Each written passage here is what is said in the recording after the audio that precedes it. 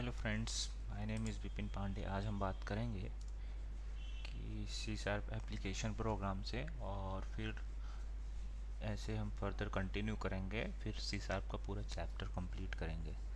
तो सबसे पहले सी शार्प किस चैप्टर में शुरू करने के से पहले एक रिक्वेस्ट ये है कि आप पहले अगर चैनल पर नए हो तो सब्सक्राइब कर लीजिए, एंड वीडियो अच्छा लगे तो उसको लाइक एंड शेयर ज़रूर करिएगा। ठीक है, शुरू करते हैं। देखो, मैंने एक कंसोल ऐप क्रिएट किया है यहाँ पे, जिसमें हमारा एक program dot C S file है। ये एक क्लास फाइल है। ये क्लास फाइल बेसिकली क्या है कि इसी सार में आप कोडिंग करते हैं, जो बैकएंड की कोडिंग होती है इसमें आप क्लासेस में सारा कोड करते हैं। सी एस फाइल होती है, उसमें आप सारा कोड करते हैं जो बैकएंड में प्रोसेस होता है। ठीक है, जो हमारा नेटिव कोड होता है वो सी शार्प में ही होता है। उसके बाद वो एम आई सी एल के थ्रू हमारा जो है बाइट कोड में कन्वर्ट होकर फिर वो मशीन कोड में कन्वर्ट होता है। वो अलग प्रोसेस है। ठीक है, अब चलते हैं हम इसमें। जब भी हम क्रिएट करते हैं कंसोल, बाय डिफ़ॉल्ट एक प्रोग्राम्स क्लास क्रिएट हो जाती है। ठीक है, और उसके अंदर एक बाय डिफ़ॉल्ट मेथड क्रिएट हो जाता है, उसका नाम होता है मेन मेथड। ठीक है, मेन मेथड मीन्स देखो सिंपल सा ये है कि ये एंट्री पॉइंट बोलते हैं इसको। जब भी आप एप्लीकेशन रन करते हैं, चाहे वो विंडोज़ एप्लीकेशन हो, चाहे कंसोल एप्लीकेशन हो, चाहे जो भी एप्लीकेशन हो, उसमें एक मेन मेथड होता है और वहीं से एप्लीकेशन आपका एग्जीक्यूट होता है। कहीं भी देखिएगा आपको मेन मेथड ज़रूर मिलेगा। ठीक है, तो एप्लीकेशन रन करने का सबसे जो एंट्री पॉइंट होता है मेन मेथड होता है। इसमें देखो क्या क्या होता है। सबसे पहले तो इसमें होता है तुम्हारा कि ये स्टैटिक होता है। स्टैटिक का मतलब ये है कि आपको इस मेथड को कॉल करने के लिए ऑब्जेक्ट की ज़रूरत नहीं पड़ेगी। क्यों? क्योंकि जो स्टैटिक कंसेप्ट है, there is no need to create an object and call that methods or class whatever you want to do. Okay, static जो बेसिकली कंसेप्ट होता है वो एसोसिएशन का कंसेप्ट होता है। क्योंकि देखो, उप्स में दो ही चीज़ चलते हैं सही से। एक होता है इंस्टेंसिएशन, एक होता है एसोसिएशन। इंस्टेंसिएशन मतलब होता है वहाँ पे आप ऑब्जेक्ट क्रिएट करके फिर आप मेंबर्स को एक्सेस करते हैं। बट जो एसोसिएशन होता है डायरेक्ट क्लास के थ्रू एक्सेस कर लेते हैं। बट यहाँ पे जो मेन मेथड है वो स्टैटिक होता है, इसलिए उसको एक्सेस करने के लिए, उसको कॉल करने के लिए किसी ऑब्जेक्ट की ज़रूरत नहीं पड़ती है। ठीक है, पहली बात ये हो गया। दूसरी बात ये है वाइड टाइप का। वाइड टाइप का मतलब होता है कि किसी भी मेथड में आप कहीं भी देखेंगे अगर वहाँ पे वाइड लिखा रहेगा तो इसका मतलब है कि वो मेथड कुछ भी वैल्यू रिटर्न नहीं करेगा, कोई भी वैल्यू रिटर्न नहीं करेगा। क्यों? वाइड में से नथिंग होता है। ठीक है, तो जिस भी मेथड में आपको वाइड दिख जाए वहाँ पे वो वैल्यू कुछ भी रिटर्न नहीं करेगा। ठीक है, तो इसको बोलते हैं रिटर्न टाइप। मतलब ये बेसिकली वाइड या यहाँ पे इंटीजर या बुलियन जो भी रहता है उसको बेसिकली रिटर्न टाइप बोलते हैं, कि उससे आप देख के ये पता कर सकते हो कि ये मेथड रिटर्न क्या करेगा, इवन रिटर्न करेगा भी कि नहीं करेगा। ठीक है, और इसका जो नाम है मेन मेथड, इसको ऐसे कॉन्फ़िगर किया गया है ताकि ये एक डिनोट करे एप्लीकेशन में कि हाँ ये मेन मेथड है, यहीं से एप्लीकेशन स्टार्ट होगा आपका। ठीक है, और ये इसके अंदर जो पैरामीटर है वो एरे टाइप की स्ट्रिंग लेते हैं। ठीक है, तो ये चार चीज़ें हैं यहाँ पे जो कि ये मेथड आपको ये मेन मेथड एग्जीक्यूट होता है उनके बिहाफ पे। ठीक है, अब अगर आपको कुछ प्रिंट करना हो तो कैसे प्रिंट करेंगे? जैसे आप यहाँ पे लिख दीजिए कंसोल डॉट राइट लाइन, या राइट भी कर सकते हैं। राइट लाइन मैंडेटरी नहीं, क्योंकि ये लिखने के बाद एक लाइन राइट कर देता है, तो आप जब भी दूसरी चीज़ लिखेंगे न्यू लाइन में आएगी। ठीक है, तो डबल कोट्स में यहाँ लिख देते हैं स्टार्ट। नहीं तो यहाँ पे लिख देते हैं मेन मेथड एग्जीक्यूटेड। ठीक है, अब जब आप इसको रन करेंगे देखिए क्या होगा। आप रन किए, स्क्रीन का पॉपअप ओपन हुआ, कमांड ओपन हुआ और वो चला गया, दिखा नहीं। क्यों नहीं दिखा? क्योंकि वो प्रिंट करके चला गया, वो रुका नहीं। उसको वेट करने के लिए भी आपको कोड लिखना पड़ेगा। ठीक है, तो उसके लिए आपको लिखना पड़ेगा यहाँ पे console डॉट रीड की।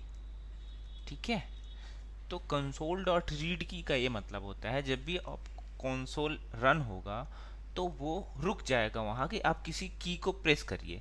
जब की को प्रेस करेगा वो रीड कर लेगा उसको, ठीक है, तब वो उसको पॉपअप को बंद करेगा। उसका रीज़न ये है कि रीड की यहाँ पे से आपको एक की रीड करेगा। क्या आपने दबाया उसको भी आपको प्रिंट कर सकता है, लेकिन उसके लिए भी आपको कोड लिखना पड़ेगा। नॉर्मली क्या होता है कि हमें अगर अपना आउटपुट देखना हुआ तो हम रीड की यूज़ कर लेते हैं, जिसे हम देख लेते हैं, क्योंकि वो कमांड जो है आपका वेट करता रहता है कि आप कोई की प्रेस करिए, ठीक है, इसलिए वो रुका रहता है। जैसे आप की प्रेस करते हैं वो रीड कर लेता है और फिर वो क्लोज हो जाता है, ठीक है। तो चलो रन करते हैं। आप देख सकते हैं यहाँ पे लिख दिया है मेन मेथड एग्जीक्यूटेड, ठीक है, मेन मेथड आपका एग्जीक्यूट कर गया है यहाँ पे, ठीक। अब चलिए मैं आपको इसके आगे चीज़ें बताता हूँ कि कैसे करते। जैसे आपका ये क्लास हो गया, ठीक है, देखो internal class project program sorry. तो यहाँ पे ये जो इंटरनल है और आपका फिर लग जाता है इसमें पब्लिक लग जाता है, प्राइवेट लग जाता है, ये भी आपको मैं बताऊँगा। लेकिन ये आपका जब वो चैप्टर आएगा, ये एक्सेस मॉडिफायर का पार्ट होता है कि आप एक्सेस मॉडिफायर प्रोवाइड करते हैं कि आप किस टाइप की लिमिटेशन सिक्योरिटी देना चाहते हैं कि कहाँ कहाँ पे मेरा क्लास एक्सेस हो पाए, कहाँ पे एक्सेस ना हो पाए, ठीक है, ये तरीका है। अब आगे चलते हैं, हम एक नया क्लास क्रिएट करते हैं। यहाँ पे जैसे हमने क्लास क्रिएट कर दिया क्लास, और एक चीज़ बताने से पहले कुछ और बातों का ध्यान देना बहुत ज़रूरी है, ठीक है। ये मैंडेटरी तो नहीं होता, लेकिन इनको ध्यान देना बहुत ज़रूरी होता है। जैसे जैसे कि किसी भी क्लास का आप नाम लिखेंगे तो पहला जो कैरेक्टर होगा वो कैपिटल से होना चाहिए, ठीक है। और जब मेथड का आप मेथड क्रिएट करेंगे उसका भी कैरेक्टर कैपिटल से होना चाहिए। बट अगर आप किसी प्रॉपर्टी को, वन सेकेंड,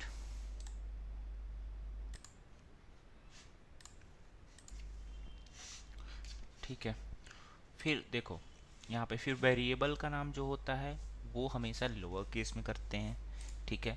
या किसी भी मेथड को क्रिएट करते हैं उसमें जो सिग्नेचर पास करते हैं डेटा टाइप को छोड़ के, जो वेरिएबल होता है पर्टिकुलर, उसको भी हमें लोअर केस में लिखना पड़ता है, ठीक है, जैसे ये इसमें देख रहे हैं, ठीक है।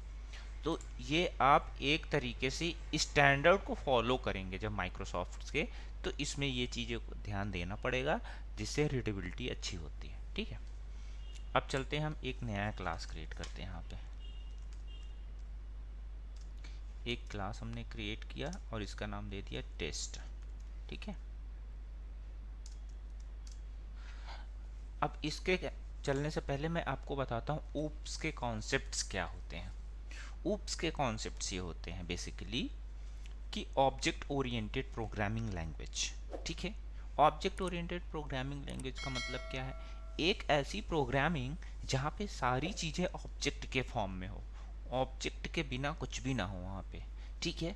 तो इसलिए उसको बोला जाता है ऑब्जेक्ट ओरिएंटेड, जो ऑब्जेक्ट के बेस पे सारा प्रोसेस करता हो, काम होता हो, वो ऑब्जेक्ट ओरिएंटेड प्रोग्रामिंग होता है, ठीक है। अब जैसे मैं आपको बता देता हूँ, जैसे इस पूरे यूनिवर्स में जैसे हम लोग हैं या फिर कोई भी पर्टिकुलर मेटल हो गया या कोई भी चीज़ जो भी एग्जिस्ट है, सब एक ऑब्जेक्ट के फॉर्म में होता है। क्यों होता है? क्योंकि उसकी कोई बिहेवियर भी होती है और फंक्शनैलिटी भी होती है, ठीक है। जैसे आप वाटर को ले लीजिए, वाटर भी एक ऑब्जेक्ट ही होता है, ठीक है। जैसे एक बर्ड ले लीजिए, बर्ड भी एक ऑब्जेक्ट है। क्यों? क्योंकि वो फ्लाई करती है, ठीक है, उसके विंग्स भी हैं, ठीक। तो उनका बिहेवियर होता है और फंक्शनैलिटी होता है, इसीलिए वो ऑब्जेक्ट बोले जाते हैं, ठीक। अब आगे चलते हैं हम, ऑब्जेक्ट के जो मेन कॉन्सेप्ट होता है वो क्या होता है, ठीक है। तो उसमें ये होता है आपका क्लास होता है, ठीक है। उसके बाद इनहेरिटेंस होता है, पॉलीमॉर्फिज्म होता है, इनकैप्सुलेशन होता है, अब्स्ट्रैक्शन होता है।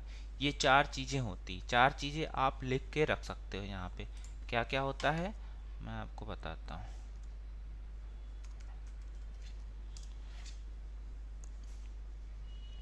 आपकी चार चीज़ें होती हैं यहाँ पे, जैसे आपने, ठीक है, आपने लिख दिया क्या, ऊप्स, ठीक। ऊप्स के चार पिलर होते हैं,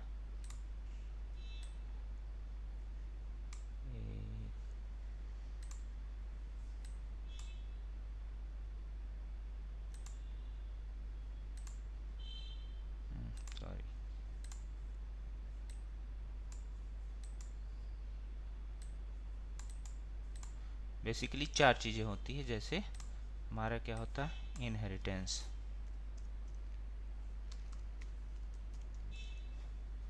इनहेरिटेंस होता है, ठीक है। पॉलीमॉर्फिज्म होता है,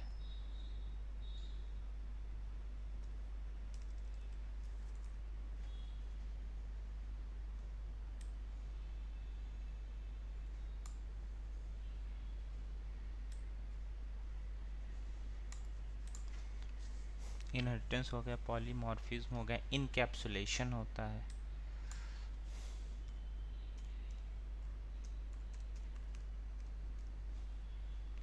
और फिर क्या होता है, अब्स्ट्रैक्शन होता है।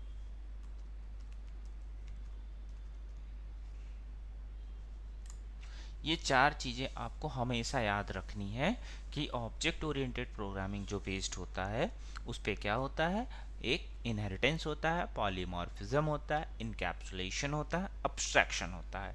इनहेरिटेंस का मतलब आप समझ लिए। इनहेरिटेंस का मतलब होता है कि जब भी हम किसी पेरेंट क्लास को इनहेरिट करते हैं तो उसकी सारी प्रॉपर्टी हमारे में आ जाती है, चाइल्ड क्लास में आ जाती है।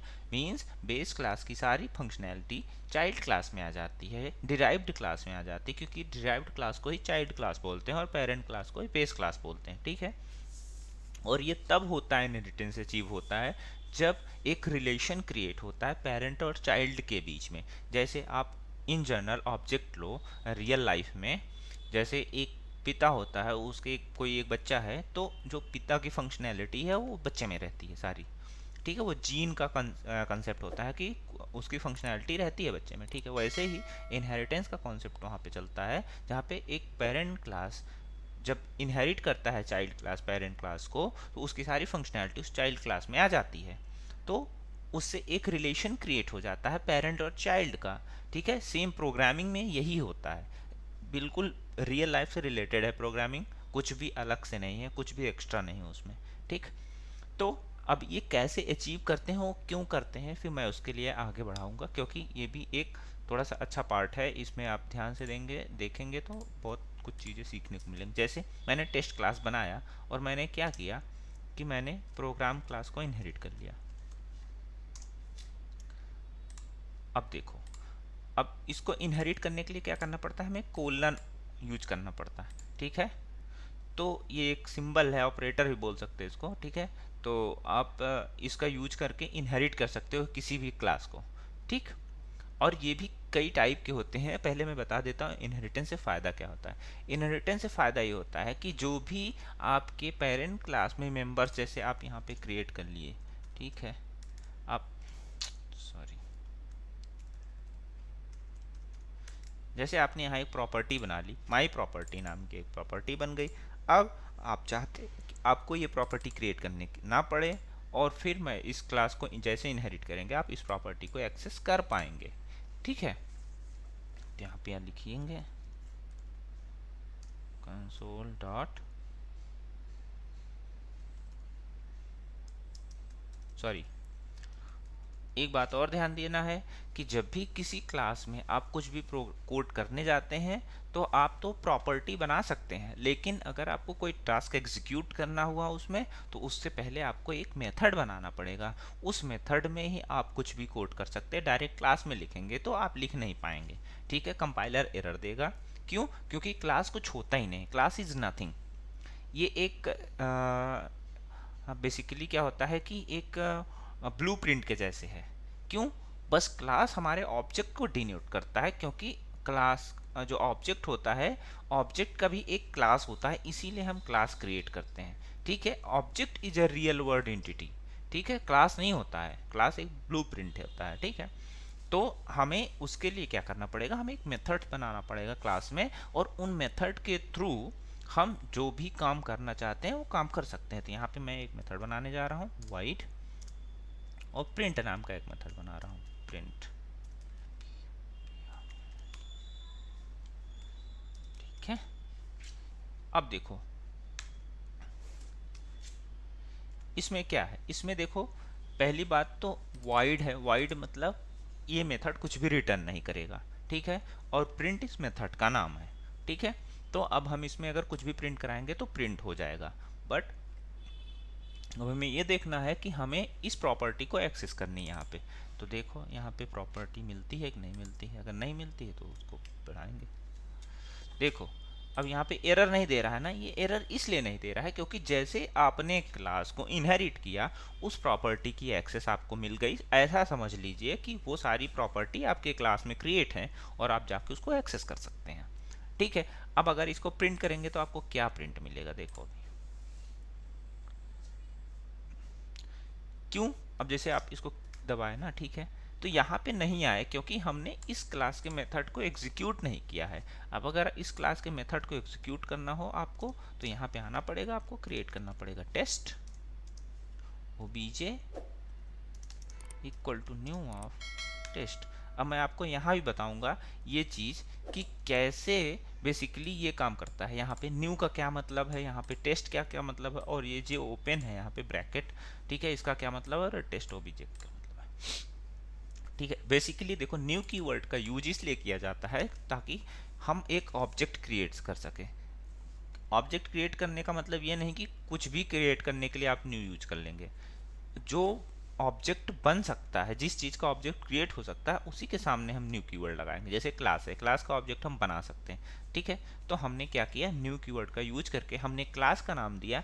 जिस क्लास का हमें ऑब्जेक्ट बनाना है, जिस क्लास का आगे चल के हमें मेथड यूज करना है, उसी क्लास का हम ऑब्जेक्ट बनाएंगे। उस क्लास का ऑब्जेक्ट बनाने के लिए हमें क्या करना पड़ा, न्यू यूज किए, फिर उस क्लास का नाम दिए, और फिर ये पैरेंथेसिस ओपन क्लोज, ये जो ब्रैकेट है इसको ओपन क्लोज इसलिए किया जाता है, ये एज ए कंस्ट्रक्टर काम करता है। ठीक है, इसको एक तरीके से कंस्ट्रक्टर बोलते हैं।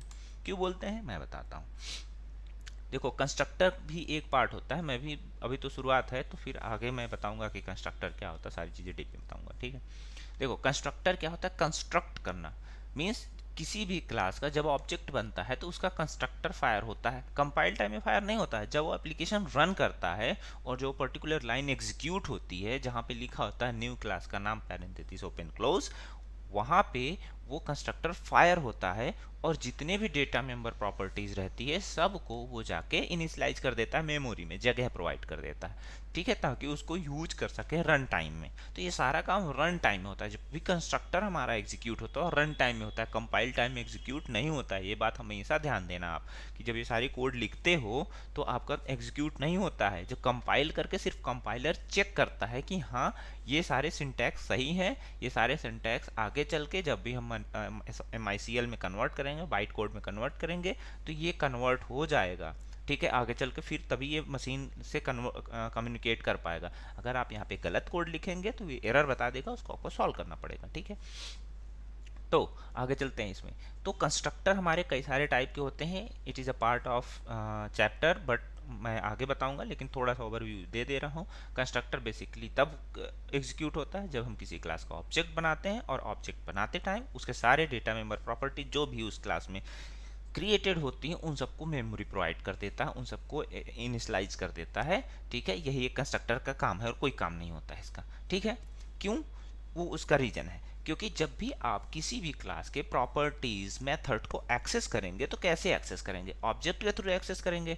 ठीक है, तो ऑब्जेक्ट में होता क्या है, बेसिकली ऑब्जेक्ट एक एड्रेस होता है। ठीक है, एड्रेस कैसे, जैसे कुरियर वाला आता है तो कैसे तुम्हारे घर पे पार्सल देने आता है, आपने अपना एड्रेस दे के रखा है ना, और उसी लोकेशन पे आता है जिस लोकेशन का एड्रेस आपने दिया है, तो वो चेक कर लेता है ये एड्रेस यहाँ पे है और यहीं पे आके आपको सारा पार्सल दे के चला जाता है। वैसे ये भी काम वैसे करता है मेमोरी में, जैसे ऑब्जेक्ट क्रिएट होता है एक एड्रेस क्रिएट हो जाता है मेमोरी में, और उस एड्रेस के थ्रू हम एक्सेस करते हैं उस क्लास के मेथड्स को। तो इसीलिए हम जब भी देखो क्या होता है कि जब भी ऑब्जेक्ट क्रिएट करते हैं तो हमारा जो भी हम इसके लेफ्ट साइड में वेरिएबल लेते हैं उसमें उस ऑब्जेक्ट का एड्रेस आ जाता है, साइन हो जाता है। ठीक है, और फिर उसी ऑब्जेक्ट के थ्रू हम जब यूज करते हैं तो वो बता देता है कि इसमें ये मेथड है। ठीक है, तो फिर उसी ऑब्जेक्ट के थ्रू हम वो मेथड या प्रॉपर्टीज को एक्सेस कर लेते हैं। ठीक है, और कॉल करते हैं आगे जैसे हमें यूज रहता है। ठीक है, तो ये बेसिकली ये सिंपल सा कंसेप्ट है, इसको ध्यान में हमेशा रखना आप लोग।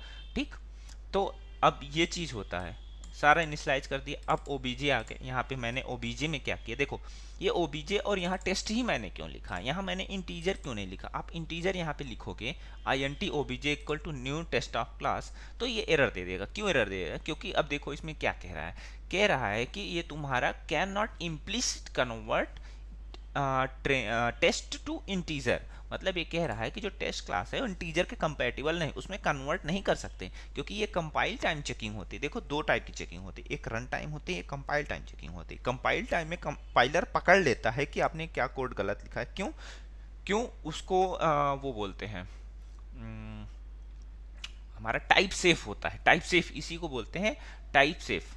टाइप सेफ का मतलब ये होता है कि कंपाइलर हर चीज को डिटेक्ट कर लेता है, ठीक है, कि आपने क्या कोड गलत लिखा है, कि रन टाइम में एरर ना आने पाए, उसी को बोलते हैं टाइप सेफ।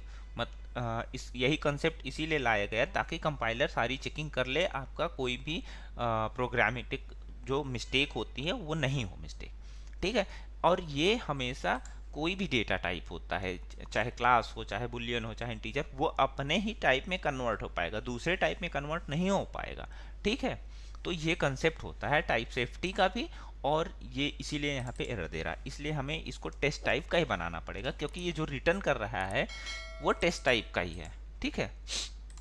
ओके, अब हम कॉल करेंगे यहाँ पे ओबीजे डॉट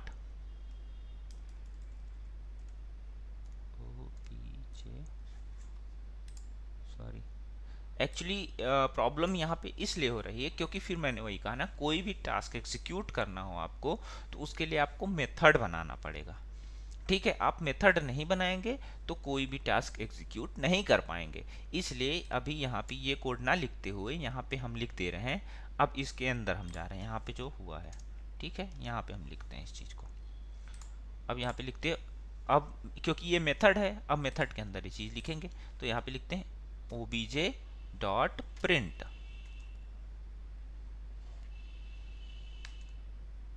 देखो दो चीजें हैं यहाँ पे, प्रिंट इसीलिए नहीं कर पा रहा हूं मैं क्योंकि ये चीज देखो, अभी इसको बताता हूँ मैं क्यों नहीं कर पा।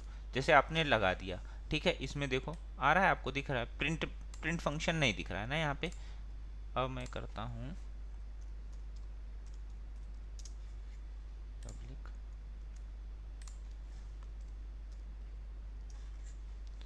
देखो प्रिंट फंक्शन दिखा, ये प्रिंट फंक्शन दिख गया ना। तो अब आपको इससे पता चलता है कि हम जो भी मेथड बनाते हैं उसका एक्सेस डिफाइन करते हैं। अगर हम एक्सेस डिफाइन करेंगे तो हम या तो उसी क्लास में यूज कर पाएंगे या बाहर भी यूज कर सकते हैं, ठीक है। तो मैंने इस मेथड को पब्लिक नहीं बनाया था, इसलिए मैंने वहां पे मेन मेथड में जब जाके इस क्लास का ऑब्जेक्ट क्रिएट किया और फिर उस ऑब्जेक्ट के थ्रू इस मेथड को एक्सेस करने की कोशिश किया, तो एक्सेस नहीं कर पा रहा था। क्यों नहीं कर पा रहा था, क्योंकि इस क्लास का जो मेथड बनाया था मैंने उसको पब्लिक नहीं किया था, ठीक है। जब वो पब्लिक ही नहीं रहेगा तो आप बाहर कैसे यूज कर पाएंगे, उसको नहीं यूज कर पाएंगे, ठीक है। तो अब आप यहाँ पे यूज कर सकते हैं प्रिंट फंक्शन, ठीक है। अब आप प्रिंट करके देखेंगे तो अब आपको दिखेगा, यहाँ पे देखो जीरो आ रहा है, जीरो आ रहा है ना, ये क्योंकि मैंने इस क्लास को इनहेरिट किया और इस प्रिंट फंक्शन में जो मैंने प्रोग्राम क्लास में प्रॉपर्टी डिफाइन किया था उसको यहाँ पे प्रिंट करने की कोशिश किया, तो प्रिंट हुआ क्योंकि जीरो हुआ। Integer value by default zero होती है, इसलिए जीरो प्रिंट किया, ठीक है। अब मैंने यहाँ पे जाके डायरेक्ट इस प्रॉपर्टी को असाइन कर दे रहा हूँ 3। देखिए अब ऐसे भी डायरेक्ट असाइन कर सकते हैं आप प्रॉपर्टी को, और जैसे आप रन करेंगे देखिए 3 प्रिंट करेगा, यहाँ पे 3 प्रिंट किया ना। तो इसका कंसेप्ट आप समझ रहे हैं ना, ये इनहेरिटेंस, इनहेरिटेंस का मतलब होता है कि पेरेंट क्लास के सारे फंक्शन मेंबर जो भी हैं, जो भी पब्लिक हैं, उनको एक्सेस कर लेता है चाइल्ड क्लास, और चाइल्ड क्लास में उसको यूज कर सकते हैं, ठीक है। ये इनहेरिटेंस का एक कंसेप्ट है। अब इनहेरिटेंस कई लेवल के होते हैं, ठीक है। तो अब इनहेरिटेंस आगे डीप में बताएंगे, पहले छोटा सा वीडियो था डेमो के लिए। अगर आपको ये वीडियो अच्छा लगा तो फिर आगे मैं कंटिन्यू करूंगा और अच्छे अच्छे वीडियो बनाऊंगा, सारा सी शार्प का चैप्टर कंप्लीट करूंगा, वेब बेस्ड भी बनाऊंगा, मैं एंगुलर में भी बनाऊंगा, डॉटनेट कोर में भी बनाऊंगा, एसक्यूएल में भी बनाऊंगा। सारे वीडियो अब कंटिन्यू आने वाले हैं, ठीक है। तो अगर ये वीडियो आपको अच्छा लगा तो लाइक कीजिए, शेयर करिए, अपने दोस्तों को बनाइए, जो बिगनर है उनको भी दीजिए, ठीक है, और चैनल को सब्सक्राइब कीजिए। Thank you so much.